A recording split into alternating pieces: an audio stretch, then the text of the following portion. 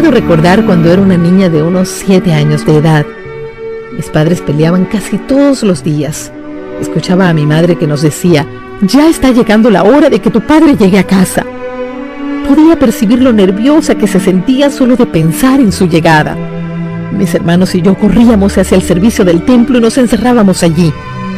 Poco tiempo después llegaba papá a la casa y le gritaba toda clase de insultos a mamá. Recuerdo que, mirando a través de la puerta entreabierta, pude ver cómo mi papá tomó a mamá por el pelo y la arrojó al piso, mientras la golpeaba una y otra vez, dejándole quebradas 4 costillas y el rostro con grandes moretones. Pasó el tiempo y los problemas aumentaban cada día. Todos estábamos nerviosos en casa. En otra ocasión pude ver cómo papá, antojadizamente, le arrojó un plato con alimentos en la cabeza a mi mamá. Ya para ese entonces yo contaba con unos 13 años. Todas estas cosas sucedían frente a mis hermanos. No puedo olvidar que se aferraban a mí buscando apoyo, pero yo no podía hacer nada. Recuerdo que pasando todo esto le dije a mamá: ¿por qué no nos vamos de aquí? Mi mamá me miró a los ojos y me dijo: no creo que esa sea la salida. Y me abrazó buscando el apoyo que ella no tenía. En su mirada pude entender muchas cosas que ella nunca se atrevió a decirme, quizás por mi temprana edad. Sin embargo, un día mamá, cansada de tanto abuso y maltrato, nos dijo: cuando su papá se vaya al trabajo, nosotros nos iremos de este lugar. Toda la noche de ese día no pude dormir esperando que llegara el momento de salir de aquel infierno, hasta que llegó al fin la mañana de aquel terrible día. Salimos sin rumbo hasta llegar donde una gran amiga de la familia. Recuerdo que salimos de la casa solamente con lo que llevábamos puesto, para no levantar ninguna sospecha por parte de mi padre. Allí, en casa de la amiga de mi madre, conseguimos ayuda, y de esa manera nos separamos de mi papá. ¡Al fin somos libres!, pude gritar. Comenzamos una nueva existencia. Tanto mis hermanos como yo teníamos una vida en familia, pero sin papá. De todas maneras, papá nos hacía falta.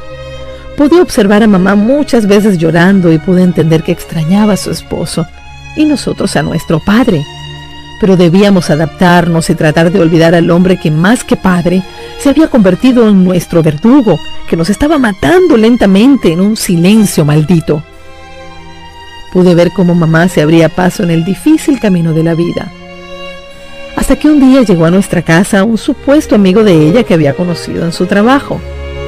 Recuerdo que nuestra madre nos hablaba de él, diciéndonos que había conocido a alguien que era muy caballeroso y muchas cosas más. Claro, propias de una persona enamorada. Mi madre comenzó una nueva relación. Todo comenzó muy bien. Pasaron los años. Ella se enamoró del señor y contrajeron matrimonio. Este es el segundo hombre que llegó a nuestro hogar. Tanto mis hermanos como yo teníamos bien claro en nuestras jóvenes memorias todas las escenas del primer matrimonio de nuestra madre. Pero este nuevo tenía algo en especial, y era que él no venía solo, sino que traía 2 niños que había procreado en otro matrimonio fracasado. Eran como si de 2 choques de vidas recogíamos las partes para construir una nueva. Debíamos acostumbrarnos a una nueva vida, compartir nuestras habitaciones y quién sabe cuántas cosas más. A veces nos cohibíamos de acercarnos a nuestra madre cuando él estaba. Comencé a percibir que él sentía celos de nosotros y empezó a prohibirle que nos hiciera ciertas cosas a las que ella nos había acostumbrado. Pero más que eso, empecé a notar que se pasaba tiempo observándome. Recuerdo muy claro que ya tenía 15 años y esa situación me hacía sentir desesperada, sin saber a quién acudir para contarle este problema que se veía venir y que desde ya me estaba sumergiendo en un silencio agonizante. La mirada de ese hombre era penetrante. Me refiero a las miradas que desnudan a sus víctimas. Eso me desconcertaba. Y ahí comienza mi calvario, y no solo el mío, sino también el de mis hermanos, que no se atrevían a decir nada fuera del círculo que habíamos hecho como único medio de defensa contra cualquier invasión. No obstante, a mí sí me lo decían todo, porque no se atrevían a acercarse a nuestra madre, ya que como todo hijo que ve el lugar suyo invadido, sentían celos también. El tiempo siguió pasando y con tan poca edad, ya la vida me colocaba frente a otra guerra. Aún no estábamos preparados para entrar en otra situación conflictiva. Como familia fuimos prisioneros de la soledad y mi mamá también como mujer. Pienso que todos éramos cautivos de un silencio desgarrador. Un día en que mi madre salió me quedé sola en la casa, pues mi horario de estudio era diferente al de mis hermanos. Nunca me imaginé que mi padrastro estaba en casa, pues era hora de trabajo. Él fue el primero en enterarse que estábamos solos. Entonces salió de su recámara y se dirigió muy despacio hacia donde yo estaba en la cocina y con la fiereza de un animal hambriento se abalanzó sobre mí tomándome por sorpresa y sujetándome los brazos. Así me sometió. Sentía que me estaba haciendo daño y algo más, algo que toda joven de mi edad puede entender.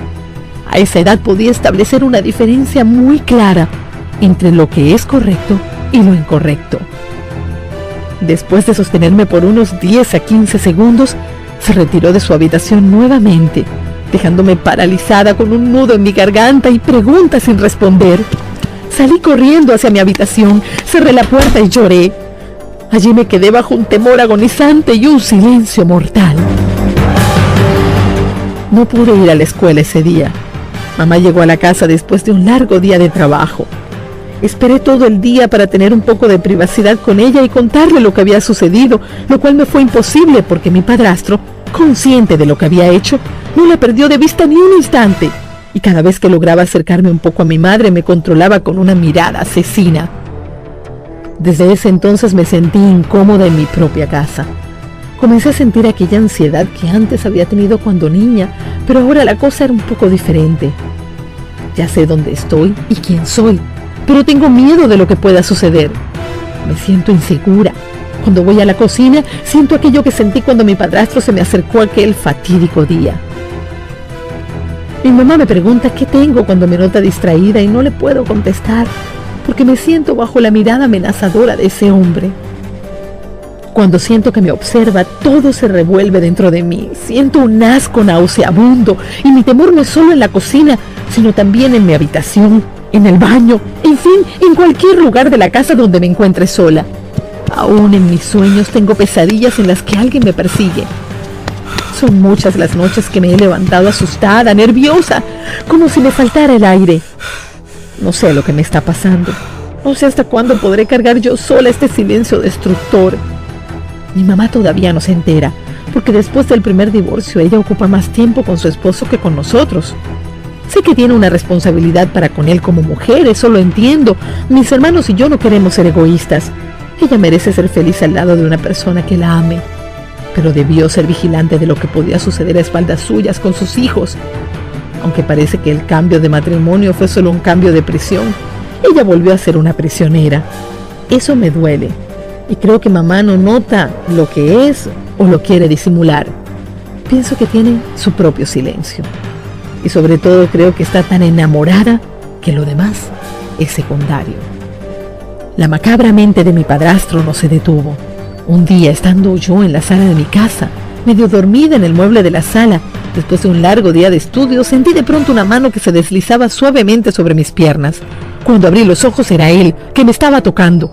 No supe qué hacer, no pude decir nada y aunque todo el mundo estaba en casa, mis hermanos y mi madre, nadie vio nada. Así que tomé la decisión de irme a mi cuarto, pero no pude dormir. Esto se agigantaba dentro de mi silencio y no me atrevía a hablar de lo que estaba pasando porque veía a mi mamá cada día más enamorada de ese depravado. Un día, mientras mamá estaba tomando el desayuno con nosotros en la mesa, tomé la decisión de escribir una pequeña nota en la cual explicaba todo lo que me estaba sucediendo. ¿Saben qué? Mi mamá no creyó nada de lo que le escribí en aquella breve nota. Sentí que mi silencio ya me estaba venciendo al tiempo que mi alma se endurecía. Entonces la relación entre mamá y yo comenzó a desgarrarse. Vivíamos dentro de la misma casa, pero era como estar en la selva. Ya no existía el aroma del hogar, sino el polvorín de explosión tras explosión. El tiempo avanzaba y una noche intenté quedarme en casa de una amiga. Luego de estar allí regresé a la casa de nuevo porque no era mi costumbre quedarme fuera de casa. Y esa precisa noche entré a mi cuarto, me alisté para dormir y luego de unas 3 horas sentí que la puerta del cuarto se abrió. Sin embargo, pensaba que era un sueño porque ya me había dormido, pero era él, que dejando a mi madre en su recámara, se lanzó como una bestia en busca de su presa en medio de la oscuridad. Esta vez, sin embargo, fue diferente, porque el cazador hablaba con su víctima. Me susurró al oído: tú me perteneces, yo soy el que sostiene este hogar y todo lo que hay aquí me pertenece, y tú eres parte de este contrato, tú y tu madre son mías. Te estoy observando desde que vine aquí, pero veo que no quieres cooperar en nada, y lo mejor que has hecho es no decir nada, porque si abres la boca te puede ir muy mal, y a tus hermanos también. Mientras hablaba, sus manos me tocaban una vez más, haciéndome sentir indigna, sucia, ya que aquel hombre era mi padrastro, el esposo de mi madre. Esa noche me marcó. Ya no supe qué hacer. No podía contar con mamá porque ella no me creía. Pensé: ¿a dónde debo ir? ¿Quién me escuchará? Esto abre un nuevo episodio en mi vida. Debo marcharme de la casa. Conocí entonces a una amiga en la escuela, a la cual me brindó su amistad y con ella la oportunidad de alejarme de aquel lugar que se convertía en continua amenaza para mi integridad física y emocional. Ahora entraba a un mundo incierto y envuelto por un silencio de remordimiento. Al salir de la escuela tenía que trabajar, hacer mi propia vida. Ya no contaba con mi familia porque ni siquiera saben dónde estoy, y creo que en todo este tiempo no lo sabrán. ¿Se imagina cómo me siento? Creo que no. No me juzgue, por favor. He sido forzada a tomar esta decisión para poder romper con un silencio que me consumía y amenazaba con exterminarme. Un día, aún estando en casa de mi amiga, me sentí sola, sin mi familia y más que todo ello sin mi padre, que a pesar de que tenía años sin verlo, lo necesitaba. No me importaba cómo se había portado con nosotros, necesitaba protección, consejo.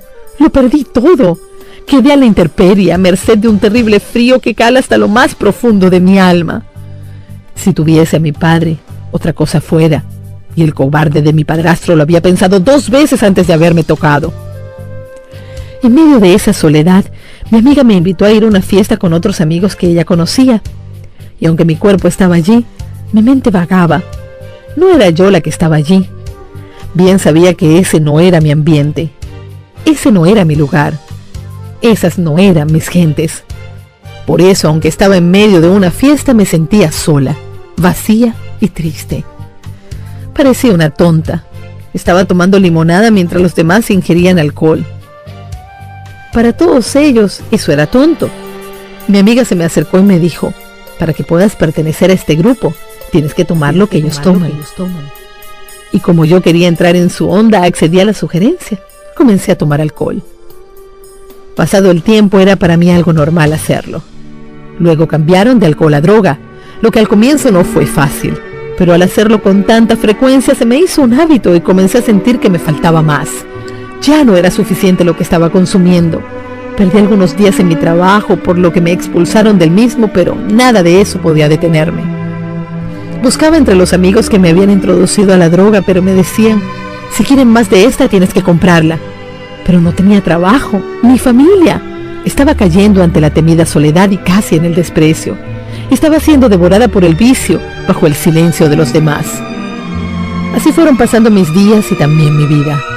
Me sentía atrapada y me decía a mí misma: soy una víctima más.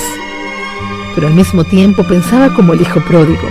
Dudaba si volver a casa sería lo mejor porque, aunque parezca extraño, pensé muchas veces en cómo estarían mis hermanos, mi mamá y mi padre, que era el que más tiempo tenía sin ver, pero me sentía atrapada, no quería ni podía regresar. Pasando el tiempo fui cayendo en un pozo sin fondo. La falta de dinero para costear el vicio y el silencio se hacían cada vez más patentes en mi vida, y eso me llevó a la prostitución. Vendía mi cuerpo a cualquiera que me ofreciera en la calle. Eso me pareció el fin. Me parecía ir cayendo en un abismo, en un camino de una sola vía que no tenía regreso para mí. En medio de este desorden de orgías y más quedé embarazada. Ahora sí que toqué fondo. Nada podía ser peor para mí, ni siquiera iba a poder reclamarle a nadie porque no sabía quién era el padre de esa criatura que estaba esperando. No era cosa de juego. Iba pasando de un mal a otro sin pausa para reflexionar. En el proceso de todos estos cambios de ambiente ya la edad no importaba mucho porque para ese entonces tenía 22 años y aunque usted no lo crea, parecía tener 30. Ya mi cuerpo comenzaba a sentir los estragos de todas mis malas acciones y la mala vida que hacía tiempo llevaba. Comencé a enfermar. Mi sangre era débil para el feto. mi sistema nervioso agitado, alta presión y un embarazo no deseado que bajo esta disyuntiva estaba creciendo dentro de mí. Comenzaron a salir algunas llagas en mi piel, el pelo debilitado escaseaba en mi cabeza, comencé a perder peso alarmantemente. En medio de toda esta crisis, recibí mi primer regalo, una brutal golpiza propinada por uno de mis malhumorados clientes porque, no les dije, tenía que seguir trabajando para poder subsistir. Días después se unió otra nota negativa a mi desgracia. Fui echada de la habitación que ocupaba. Ahora, completamente en la calle, no podía buscar clientes y con 5 meses de embarazo menos. Pero ¿a quién le importa eso? Fui al médico durante esos 5 meses una sola vez, porque tenía miedo que al conocer mi situación me despojaran de mi criatura al nacer. Cuando al fin lo visité, me diagnosticó una anemia crónica. Pero eso no era todo. El bebé tenía muchas probabilidades de un desarrollo anómalo. Para mí, sin embargo, eso no era algo fuera de serie. Ya estaba acostumbrada a malas noticias. Las desgracias eran como parte de mi corta vida. Me sentía agotada, no tenía dónde vivir. Tenía días en que no probaba alimentos a no ser por la caridad de algún caminante o lo que pudiera hurgar en la basura. De esa manera subsistíamos mi criatura y yo. Ahora me doy cuenta que a cada uno le está reservada una forma de llegar a Dios. ¿Cuál será la manera de Dios llamarle a usted a su redil? Nunca pensé que habría una oportunidad para mí estando tan sumergida como lo estaba en el cieno del pecado. En medio de mi tormenta, nunca pude ver a Dios. En aquellas circunstancias, cada día que pasaba parecía ser el último, ya que no podía haber larga vida en tan caóticas condiciones. Pero aunque no podía ver a Dios, Él estaba allí. Eso es lo preciso de su poder, que lo hace visible cuando lo considera necesario, y como dice un compañero ministro en República Dominicana, Dios ni se adelanta ni se atrasa, llega en el momento preciso. Nosotros, por nuestra falta de fe, somos los que nos desesperamos y comenzamos a dar pasos a ciegas porque dirigimos la vista a muchos lugares, menos al blanco. Dios tenía preparado a un joven evangelista que fue a predicar a la gente de las calles, y cuando se acercó donde yo estaba, pensé que me conocía, porque comenzó a nombrar cada uno de los problemas que yo tenía como la especialidad en que Dios trabajaba. Imagínese, una persona al borde de la desesperación escucha de repente que hay alguien que puede ayudarle y más que eso, no le pide referencias. Uno las da si quiere. No le importa su origen, no tiene que pagar nada, no tiene que firmar ningún papel y encima le promete, si le deja trabajar en su vida, un cambio radical. No podía darme el lujo de detenerme a pensar, era la oportunidad de mi vida y quizás jamás la volvería a tener. Así que sin titubear, acepté ser tratada. Escuché cada una de las palabras del predicador que eran como un bálsamo a mi desgarrada vida. Inmediatamente mi vida experimentó un cambio a todos los niveles. Recibí toda la ayuda espiritual y material que necesitaba para comenzar, porque necesitaba hacerlo desde cero. Mi vida era como un apartamento nuevo donde no se me permitía llevar muebles viejos. No pasó mucho tiempo para que saliera en busca de mi familia, para perdonar, reconciliándonos, borrando y sanando heridas viejas, y hacerlos copartícipes de mi fe en Cristo. Pero las bendiciones no pararon allí. Ese mismo joven ministro que me condujo a los pies del Señor me pidió que fuera su esposa. Quería ser un padre para mi hijo, en fin, un apoyo espiritual. Tampoco titubeé en responder, acepto, porque después de Dios era lo que más necesitaba en esos momentos, una persona que me apoyara. Hoy doy gracias a Dios Todopoderoso, porque si tengo mi bebé y soy esposa de un hombre de Dios, es porque Él estaba al cuidado de mí. Tengo una hermosa familia y un lindo ministerio, y sé que Él tiene cuidado de todos nosotros, como también lo quiere tener de usted. Soy una sobreviviente de las circunstancias, y sé que el regalo más grande que el Señor me ha dado es el don de sobrevivir. Sé que usted, que ha podido leer esta historia, de una u otra manera tiene una historia de supervivencia, porque todos venimos de algún lugar. Es probable que su vida no sea como la mía, pero si busca bien dentro de la misma, de una u otra forma, notará que ha sobrevivido. Puede que sea en su relación matrimonial, en su ministerio, en su trabajo, etc. Nunca olvide que Dios tiene un plan para todos. Solamente déjelo obrar.